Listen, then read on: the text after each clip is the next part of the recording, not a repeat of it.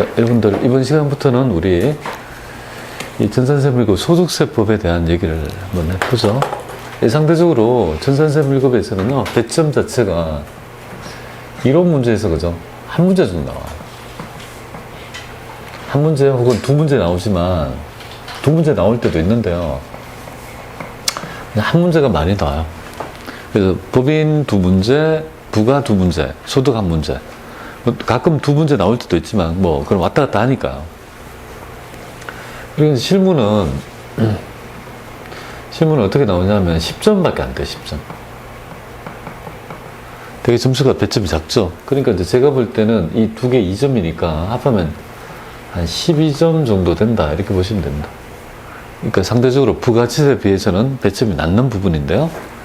그럼 실무 10점은 도대체 어떻게 구성되어 있냐 하면 그게 이제 세 가지로 구성되어 있습니다. 일단 첫 번째, 급여 대장을 기본으로 한 거, 만드는 거 하나. 그 다음에 사원 등록 플러스 뭡니까? 원천세, 연말정산.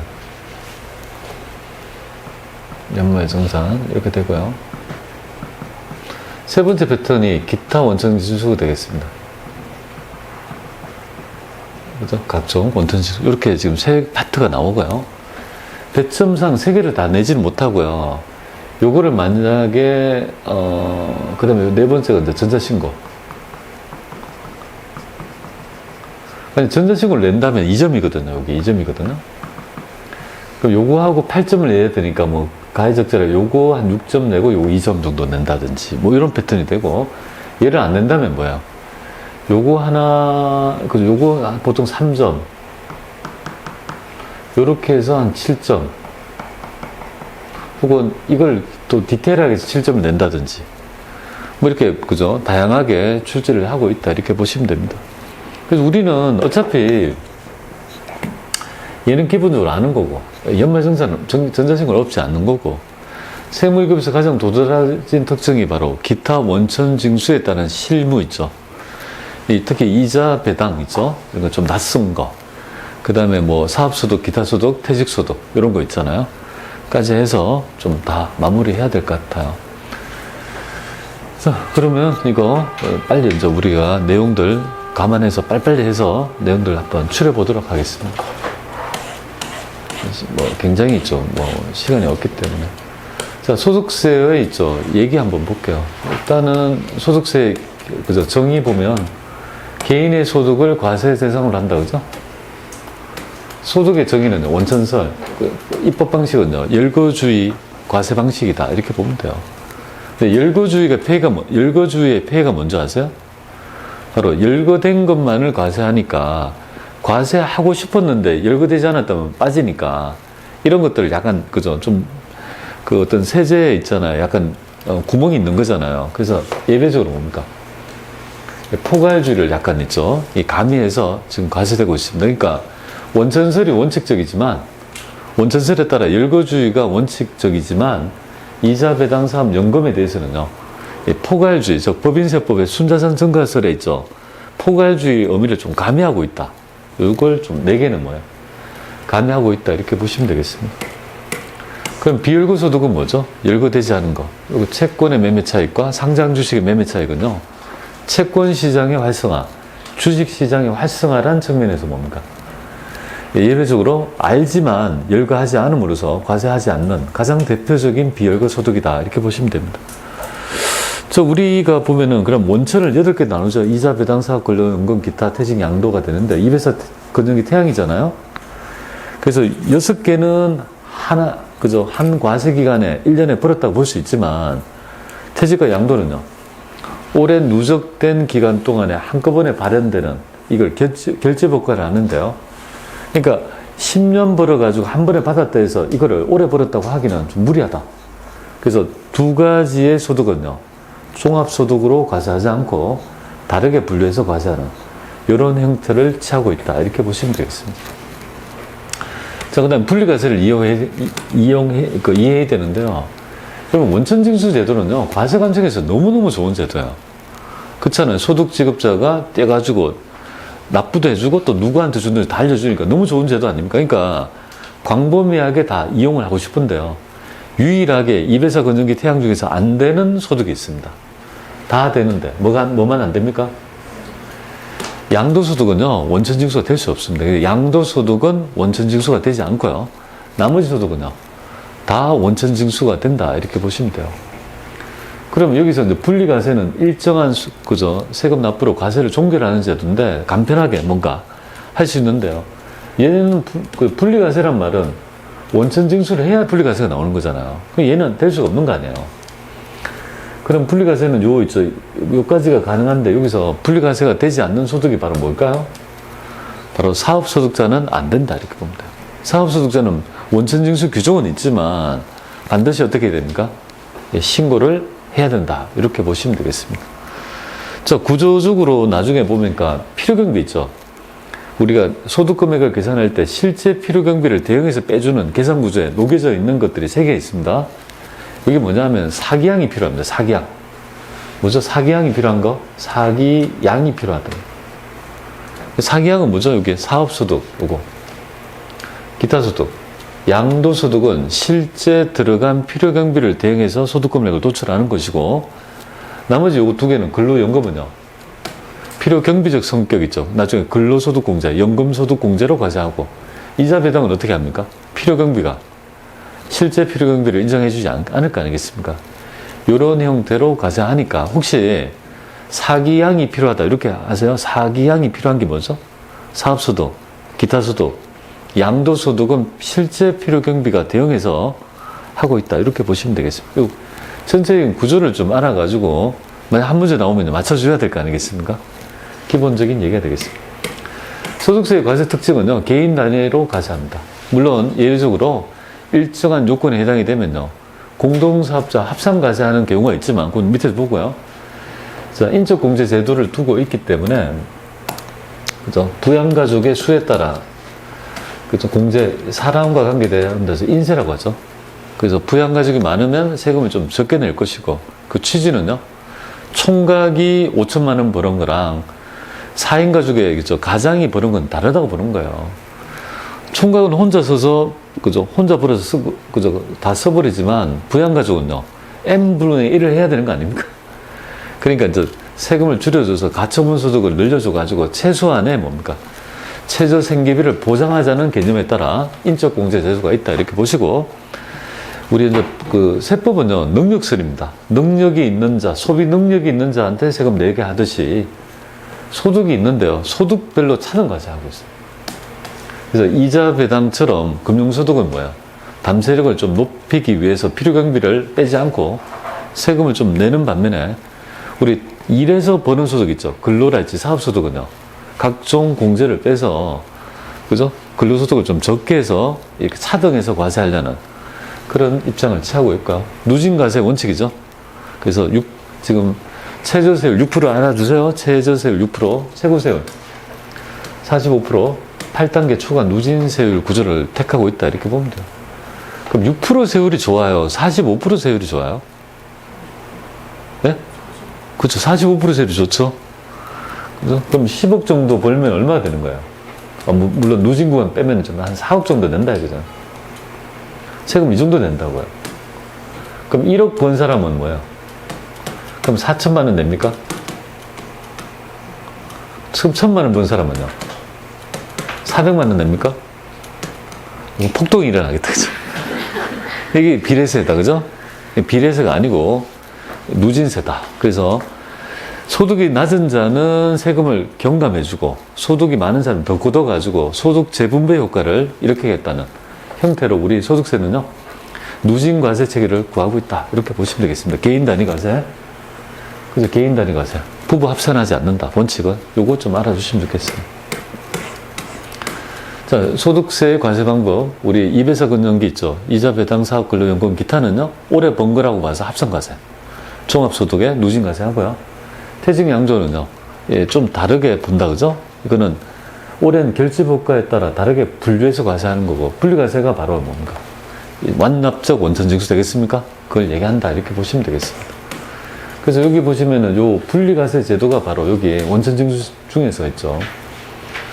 바로 두 개가 있잖아요. 그래요. 예납하고 완납이다. 예납은 그냥 기납부로 그냥 낼 뿐이다. 나중에 뭡니까? 정산을 통해서 확정이 된다. 요 정산의 개념이 결정색이 되겠습니다. 그에 비해서 이 완납적이라는 거는 원천세 납부로 과세 종결한다. 그죠? 분리과세. 그 세 개를 알아야 되죠. 네 개는? 첫 번째가 뭐죠? 일용직 근로소득, 복권 당첨소득, 2천만 원 이하의 금융소득, 그 다음에 분리과세 대상이 되는 기타 소득 있죠. 그래서 뭐 소득 금액이 3천만 원 이하라든지 총 연금액이 1,200만 원 뭡니까? 사적연금 1,200만 원 이하라면 이런 것들을 분리과세를 신청했다고 하면 이런 것들은 내가 내는 세금으로 과세 종결했기 때문에 이런 것들이 바로 완납적 원천징수다. 좀 알아야 됩니다. 이런 것들을 좀 알아주시면 좋겠습니다. 요거는 꼭 알기. 요거 알아야지만 나중에 기본 공제를 판단할 수 있습니다. 요거 꼭 알기. 자, 요거 예를 한번 들어보죠. 선택적 분리과세 대상 기타소득 및 연금소득. 여기에 있는 거 한번 볼게요. 지금 나중에 연금소득을 배우게 될 건데요. 사적연금은 지급에, 공적연금 말고 사적연금 지급에 1,200만 이하라면요. 선택하면 분리과세가 가능하다. 이렇게 보시면 돼요. 그에 비해서 기타 소득금액은요. 소득금액 300만 원 이하. 그러니까 소득금액의 정의는 뭐죠? 그죠? 사기양이잖아요. 사기양. 필요경비를 빼니까 뭡니까? 요 금액이 300만 원 이하라면요. 선택한다라면 분리과세가 가능하다. 이렇게 보시면 되겠습니다. 그러면 나중에 배우겠지만 만약에 여러분들이 일시적 원고료랄지 강요의 지급액은요. 나중에 60% 필요경비를, 그죠? 어제 필요경비 60%를 공제받는 그죠? 항목이 될 건데요. 그러니까 여기 필요경비를 60% 인정받는다고요. 그러면 750만 원 이하라는 말이 뭐냐면 자녀의 원고가 당선되어 받은 일시적 원고는 500이라면 뭐니까 여기 60%를 빼주니까 40%가 뭡니까? 소득이 될 거고 그러면 200만 원 아닙니까? 그럼 200만 원이라면 뭡니까? 300만 원 이하니까 선택적 분리과세가 가능하다 이거잖아요. 그러니까 만약에 시험 문제에 있죠. 부양가족 중에 이런 말이 나오면요. 요걸 가지고 그죠? 이 소득 금액으로 있죠. 환산해서 300만 원이 되는지를 판단해서 세부담 최소화를 가져가야 된다. 이렇게 보면 돼요. 그런 것들을 세무 이것보다는 더 구체적으로 물어봅니다. 더 디테일하게 물어보니까 선택했을 때, 분리과세를 선택했을 때 오히려 세부담이 줄어든다라면 선택적 분리과세를 하는 게 더 낫는 거 아니겠습니까? 근데 일반적으로 분리과세를 선택하는 것이 뭐예요?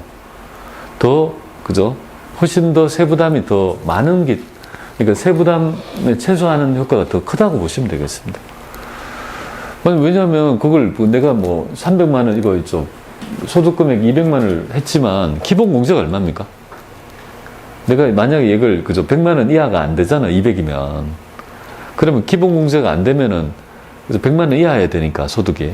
근데 내가 만약에 분리과세 선택하면요. 했다라면 결국은 내가 세금으로 종결했기 때문에 소득이 없는 거니까 그럼 기본적으로 150만 원 소득 공제 되는 거 아닙니까? 맞죠? 그리고 이 사람이 각종 공제가 있을 거 아니에요. 각종 뭐 공제 항목이 있다면 200보다 훨씬 더 효과가 좋을 거 아닙니까?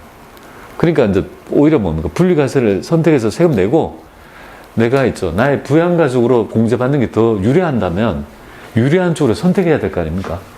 그래서 대부분 우리 시험에서는요. 이렇게 나온다면 대부분 분리과세를 선택하고 기본공제 대상자가 되는 쪽이 더 유리하다고 나와요. 그래서 이런 것들이 나오면 이런 얘기가 나오면 뭡니까? 아, 요거는 분리과세를 시키고 기본공제가 된다고 판단해서 사원 등록 등 있죠. 모든 것들을 판단하면 되겠습니다. 세무위급은 요걸 되게 좋아요. 그래서 조금 더 말씀을 드렸습니다. 750에 60% 하면 40% 하면요. 이게 딱 300이 되는 거예요. 그러니까 750이죠. 일단 60% 필요 의제 경비 되는 거 있잖아요. 특히 이제 여러분들 교수 연구비 같은 거, 교수님 연구비 같은 거 있잖아요. 우리 8.8% 뛰잖아요. 그죠? 지급액에. 그때 이제 750까지는 300이 딱 되는, 그죠? 형태가 된다. 이렇게 보시면 되겠습니다. 자, 넘어가고요. 납세 의무자 볼게요. 지금 현재 우리 있잖아요. 소득세 납세 의무자는 개인이라고 정의합니다. 개인의 소득이다. 소득은 얘기가 됐는데요. 개인이라고 하면 납세 의무를 정하기가 되게 어려운 개념이 돼요. 그래서 우리 법은 개인을 어떻게 나누냐면요. 두 개로 나누어서 납세 의무의 범위를 구체화시킵니다. 그래서 이제 개인 거주자의 개념은 국내에 주소가 있거나 여기 대부분의 내국인이 해당이 되겠습니다. 그 다음에 183일 이상의 뭡니까? 거소를 둔 개인인데 183일이라는 개념 자체가 6개월 이상이라는 걸 설명하기 위한 겁니다. 근데 윤년이 있잖아요. 윤년이 1대와 아닐 때가 있으니까 6개월 이상으로 해버리면 윤년일 때는 안 되다가 아니 윤년이 아닐 때는 되다가 윤년이면 안 될 경우가 또 있다. 그죠? 여기 애매모호하기 때문에 뭡니까? 날짜를 183일로 픽스해 버립니다. 그러니까 요거를 지금 보면 2로 나누면 182.5일이 되잖아요. 366일이면요. 183일이 되잖아요. 그러니까 아예 날짜를 픽스해서 두 개가 있죠. 왔다 갔다 할 수 있으니까 아예 날짜를 기반으로 183일 이상 거소가 있는 개인이 국내에서 돈을 번다라면 이거는 거주자로 보고 전 세계 소득에, 국내외 소득에 대해서 과세한다라면요. 이걸 무제한 납세 의무라고 합니다. 이렇게. 그에 비해서 거주자가 아닌 자를 비거주자로 합니다. 그래서 이런 자가 누굴까요? 그죠? 외국인. 그죠? 외국인이 우리나라에 들어와서 소득 활동을 하고 돈을 번다라면요. 너 나라 거는 네가 있죠. 납세 의무가 없지만 우리나라에서 원천 있죠. 국내 원천 소득에 대해서는 과세를 하게 되죠. 국내 원천. 제한 납세 의무를 진다. 이렇게 보시면 돼요. 그럼 여기서 가장 중요한 점이 뭘까요? 바로 주소를 두거나 가장 대표적인 있잖아요. 우리 납세 의무자가 바로 거주자 아니겠습니까? 여러분들 다 거주자잖아요. 여기서 돈을 번다며, 그죠? 저도 거주자. 여러분도 다 거주자가 되겠습니다. 그러면 국내에 주소를 둔다는 개념이 도대체 뭐를 얘기하고 있는 거냐, 이거죠. 주소의 개념은. 그래서 이제 주소라는 개념은요, 그냥 형식적인 게 아니고, 실제 뭡니까? 생계를 같이 하는 가족의, 가족 상황의 유무 등을 종합적으로 판단하는 개념이라고 보시면 되겠습니다. 그러니까 잉크만 거기 있다고 되는 게 아니고, 자산이 어디 있느냐, 생활을 어디서 하는지 객관적인 사실에 따라 판단하게 되고요. 이 거소는 뭐죠? 이 체류지 같은 거, 그죠? 고정장소의 체류지 정도로 생각하시면 될 것 같습니다. 자, 그러면 이제 여기서 이제 거주자의 의제와 비거주자의 의제, 요까지를 여러분들이 제가 세무 2급 할 때는 잘 안 하는데요. 세무 1급 할 때는 조금 요까지를 얘기해야 됩니다. 거주자로 의제한다는 말은 뭐냐면요. 위에, 그죠? 여러 가지 개념을 불구하고 너희들은 뭐예요? 너희들은 무조건 뭐로 가라고요? 거주자로 봐서 국내에 주소가 있는 것처럼 해서 신고 납부를 하도록 합니다. 가장 대표적인 게 뭘까요? 예, 국내, 외국에 근무하는 공무원이랄지 파견되는 임직원 있죠. 해외 파견 임직원.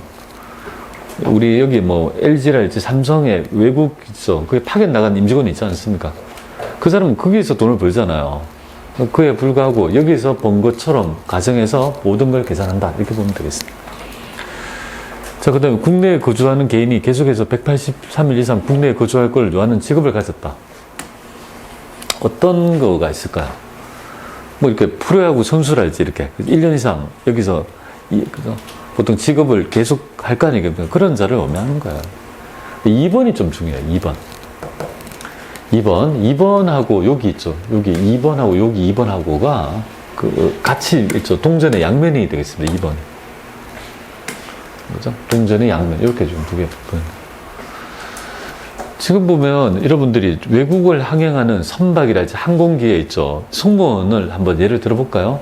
우리 대한항공이랄지 아시아나항공에 보면 조종사 있죠.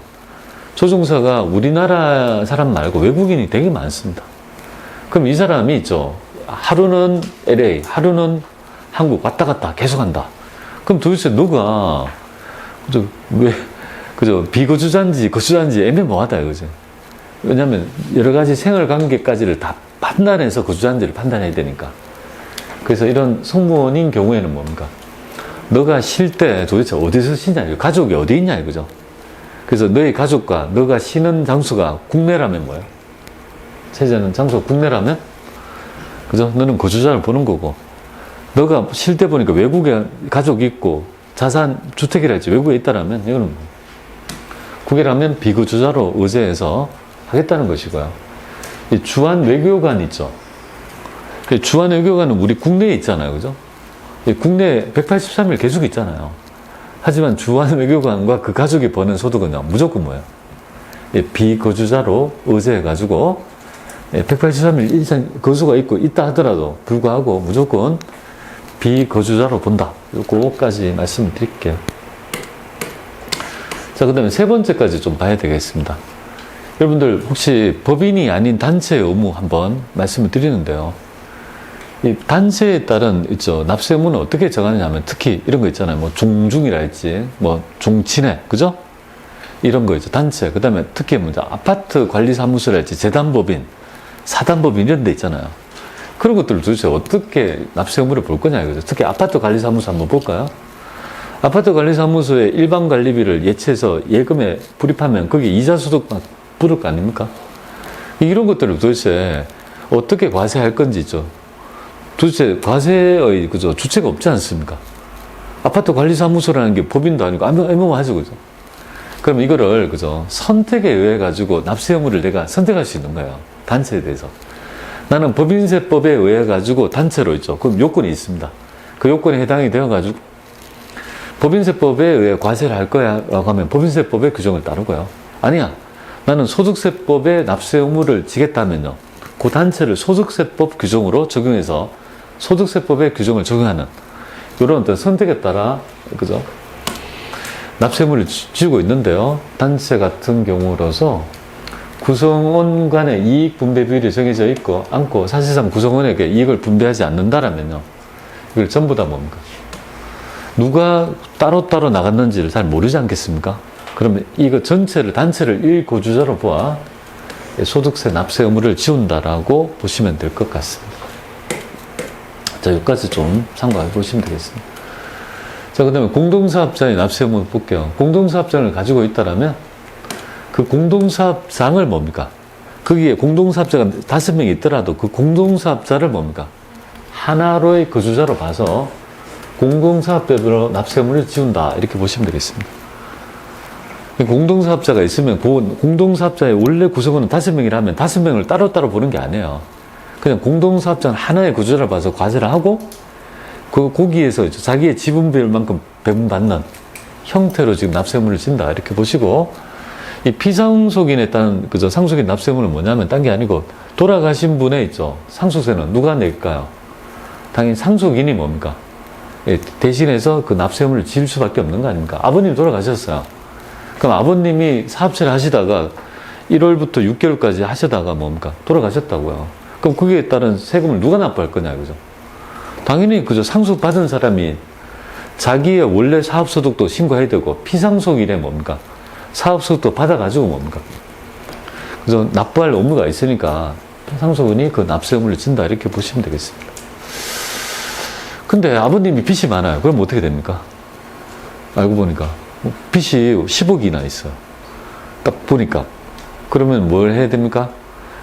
돌아가시고 6개월 내에 뭡니까? 상속 포기 신고를 해서 채권 채무를 전부 다 상속받지 않는다 하면 망자한테는 그저 망자한테는 책임을 안 지우거든요. 그래서 우리나라 어떻게 해요? 좀 굉장히 우픈 현실이지만 뭐예요? 이혼을 시켜요. 만약에 남자가 사업을 했는데 100억이 마이너스가 났어요. 이제. 그러면 일단 이혼을 해요. 이혼. 애들하고. 이혼을 해요. 왜냐면 연대 책임져서 이혼을 시키고 애들은 엄마한테 먹고, 그죠? 남자는 어떻게 합니까? 파산 신청을 하든지 아니면 금액이 크면요. 연탄을 피우든지. 그죠? 보통 그러잖아요. 그래, 연탄 피워가지고 차에 죽은 사람 많잖아요. 그런 사람 충분히 이해됩니다. 왜냐면 이 사람들이 자기가 감내할 수 없는 지경이 되면요. 극단적인 선택을 하는 거 충분히 저 이해됩니다. 저도 이거 뭐 작지만 여러 가지 사업을 해보니까 자금이 어렵고 하면 되게 그런 마음이. 그러니까 사람들이 마포대교 자꾸 가잖아요. 마포대교 가는 이유가 마포대교 보면 거기 있어요. 전화 있죠. 한 번 더 생각해 보세요. 이렇게 전화를 해서, 그죠? 그 앞에 마음의 전환가 있죠. 자살공 있다고 마포가. 자, 그렇게 됩니다. 그래서 이제 요거 좀 보시고요. 우리 지금 세무일급에서는 조금 어렵게 나오니까 여기 있는 문제 정도 같이 한번 총칙편이니까 그냥 같이 보도록 하겠습니다. 지금 다음은 소득세법상에 있죠. 이 납세 의무자에 대한 설명이 가장 틀린 것 찾아봐라 이렇게 되어 있습니다. 자, 외국을 항행하는 승무원의 경우에는 근무 외적 기간의 통상 체전 장소가 국내에 있다라면요. 국내에 있죠? 그러면 거주자로 보니까 승무원의 주소는요. 국내에 있는 걸로 봐서 거주자로 의지한다는 거 규정. 국내에 있는 것보다 이거 맞습니다. 자, 국내에 거주를 둔 기간은 입국한 날의 다음 날로부터 출국한 날까지가 맞습니다. 맞습니다. 이거 국내에 거주를 줬다는 말은 네가 입국해서 그죠? 그 다음 날부터 출국하는 날까지의 기간을 의미한다. 이렇게 보시고 거주자의 정의죠. 국내에 주소를 두거나 183일 이상의 거주를 둔 게 맞아요. 영국의 시민권자나 영주권자의 경우 무조건 비거주자입니까? 무조건 비거주자가 아니고 비거주자의 정의는 뭐죠? 거주자가 아닌 자를 얘기하는 거죠. 그리고 이제 국내에서 소득을 번 사람이 비거주자 아니겠습니까? 그냥 영국의 시민권자란 무조건 뭡니까? 무조건 비거주자를 볼 수는 없다 이 말이죠. 무조건 아닙니다. 4번 이렇게 되고요. 그 밑에는 제가 최근의 문제 같은데 다음 중 소득세법상의 납세 의무가 아닌 납세 의무로 가장 틀린 거. 자, 비거주자는 뭐예요? 우리 전 세계 소득에 대한 납세 의무를 집니까? 아니에요. 국내에서 번 거. 국내 원천 소득에 대해서 납세 의무를 지고 있죠.